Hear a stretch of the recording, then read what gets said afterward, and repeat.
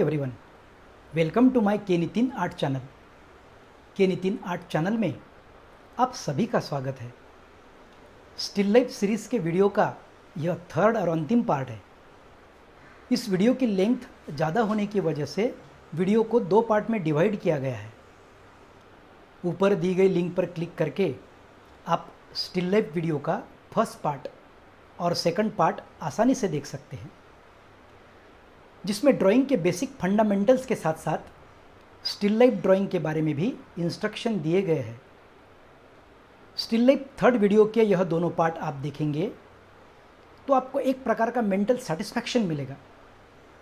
यह वीडियो ना केवल ड्राइंग सीखने वालों के लिए है, बल्कि उन सभी लोगों के लिए है जो हर एक परफॉर्मिंग आर्ट्स का आनंद लेते हैं। जैसे आप गायक हो या न हो, लेकिन गाना जरूर सुनते हैं। इसी प्रकार आप ड्राइंग बनाते हो या ना, लेकिन आपको ड्राइंग के वीडियोस जरूर देखना चाहिए। इससे आपका एस्थेटिक सेंस बहुत ज़्यादा डेवलप होता है। So you should watch all the videos and develop your aesthetic sense. Please like, comment, share and subscribe to my channel. Bell icon पर जरूर क्लिक करें, क्योंकि यह मेरे आने वाले वीडियोस के बारे में आपको सूचित करेगा।